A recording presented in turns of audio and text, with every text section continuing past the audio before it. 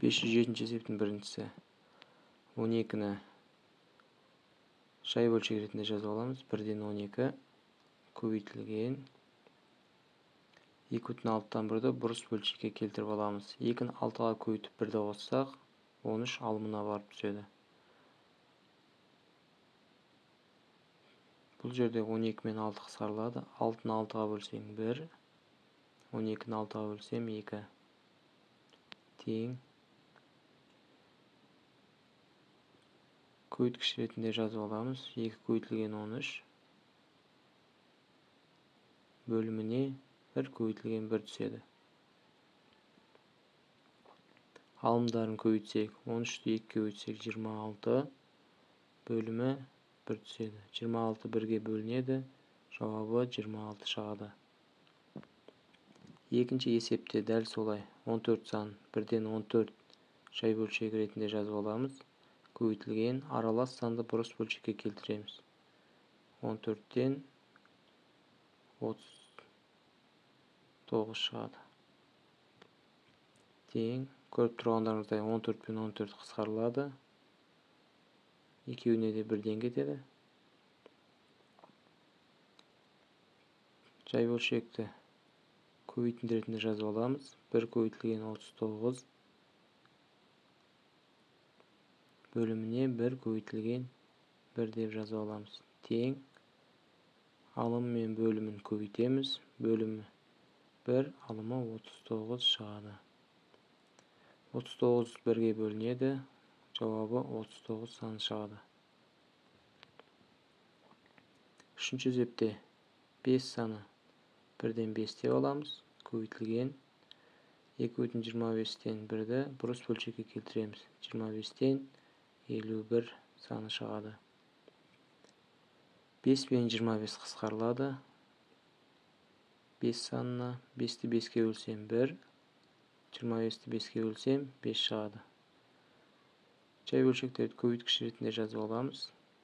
1 көбейтілген 51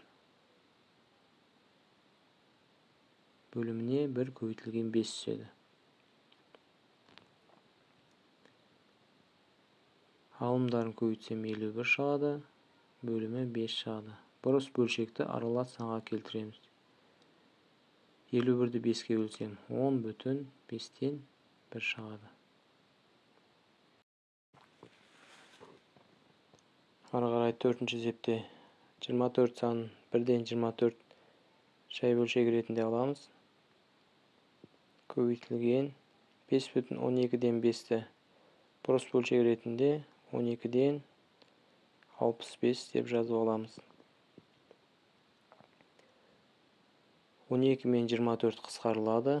12-ні 12-ке бөлсең 1, 24-ті 12-ке бөлсем 2. Көбейтінді ретінде жазып алайық. 2 көбейтілген 65 бөліміне 1 көбейтілген 1 тең. 65-ті 2-ге көбейтсек, алымына 130 түседі. Бөліміне 1 түседі. 130 1-ге бөлінеді. Тең 130 шығады. 5-ші есепте дәл солай 11 санын 1-ден 11 жай бөлшегін аламыз. Көбейтілген 1,22-ден 1-ді бұрыс бөлшекке жазып аламыз. 22-ден 23. 11 мен 22 қысқарылады. 11 санына бөлінеді. 11-ді 11-ге бөлсек 1, 22-ні 11-ге бөлсең 2.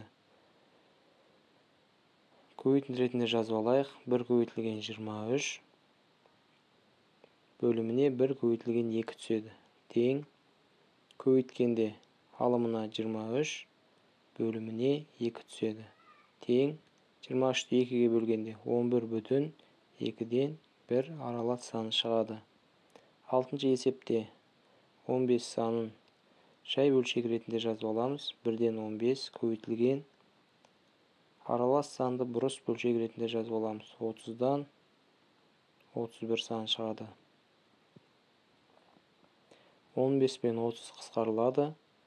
15-ті 15-ке бөлсем 1, 30-ды 15-ке бөлсем 2. Көбейтінді ретінде жазып алайық. Алымына 1 көбейтілген 31 бөліміне 1 көбейтілген 2 түседі. Тең. Бұл көбейтіндіден алымына 31 бөліміне 2 түседі. 31-ді 2-ге бөлсек, 15,2-ден 1 аралас саны шығады. 508 есепте теңдеуді шешіңдер. X-ті сол жаққа қалдырамыз. Оң жақтағы санды жазып аламыз. Бөлу көбейту болып барады. 10-нан 9.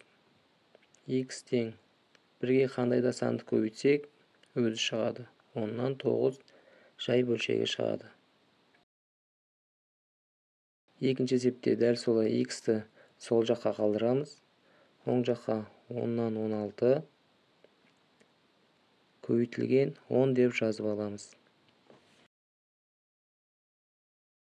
X тең 10-нан 16 көбейтілген 10 санын жай бөлшек ретінде жазып аламыз. 1-ден 10 деп. 10 мен 10 қысқарылады. 1-ден. X тең алым мен бөлімін 1-ден көбейтіп аламыз. Бөлімі 1, алымы 16 шығады. X тең 1-ден 16 жай бөлшегі 16-ны береді. Үшінші есепке келсек, X-ті сол жаққа қалдырамыз.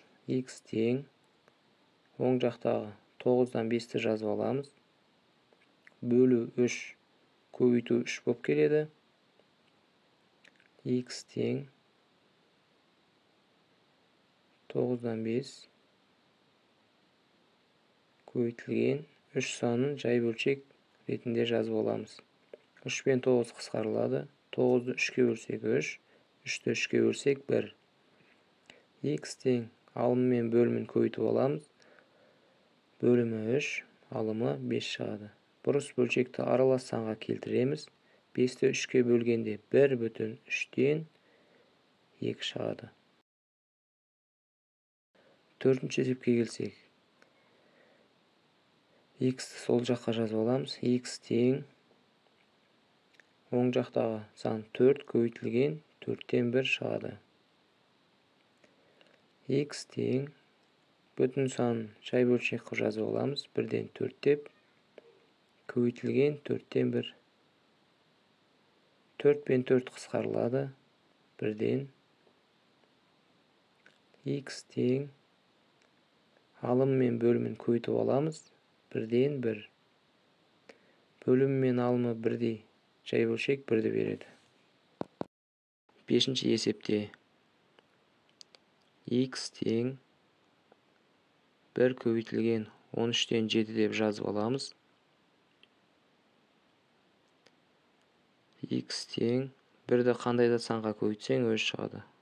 Сонда 13-тен 7 жай бөлшегі шығады. Алтыншы есепте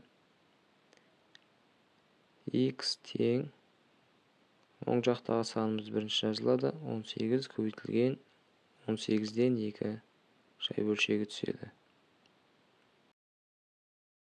X тең 18 санын 1-ден 18 жай бөлшек қылып аламыз.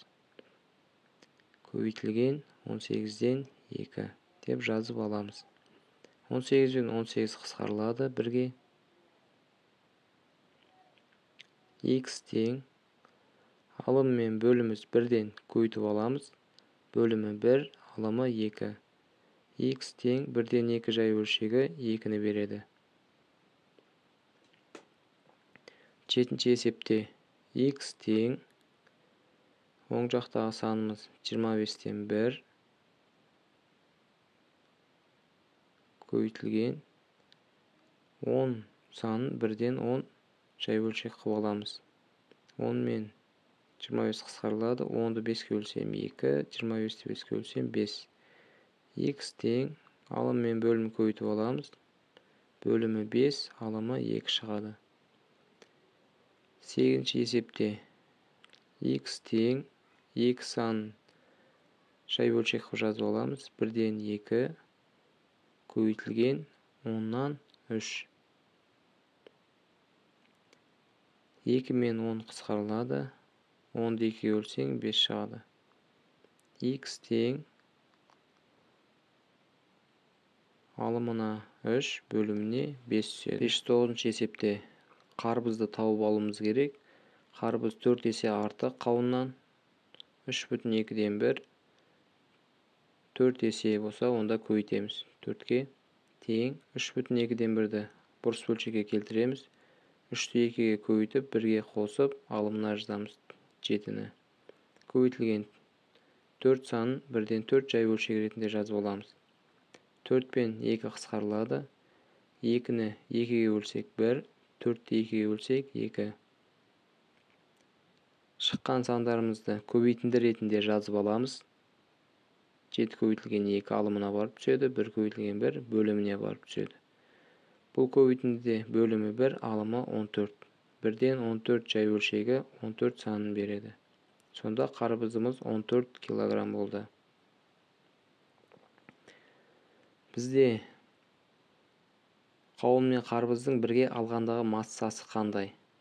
Қауын 3,2-ден 1-ге, қарбыз 14 килограммға тең. Осы екеуін қосамыз. 3,2-ден 1 қосылған 14 тең. Бізде қосу кезінде бүтіндерін қосып, бөлшек бөлігін тіркеп жазамыз. 17,2-ден 1 килограмм шығады. Ары қарай, екінші есепте дәл солай. Асқабақ белгілі қарбызды тауып алуымыз керек. Қарбыз 5 есе артық, 2,5-тен 4 көбейтілген 5. 2,5-тен 4-ті бұрыс бөлшекке келтіреміз. 2 жерде 5-ім 10, оған 4-ті қосамыз. 14 алымына барып түседі. Көбейтілген 5 санын 1-ден 5 деп жазып аламыз. 5 пен 5 қысқарылады 1-ге. Тең.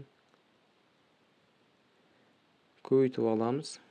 Бөліміне 1, алымына 14 түседі. Тең 1-ден 14 санын береді. Қарбыздың килограммы 14 болды. Бізде асқабақ пен қарбыздың бірге алғандағы массасы қандай? 2 массаны қосамыз. Асқабақтығы 2,5-тен 4 қосылған, қарбыздікі 14 килограмм болды. Бүтіндерін қосамыз. 16 бөлшек бөлігін тіркеп жазамыз. 5-тен 4. 16,5-тен 4 килограмм шықты.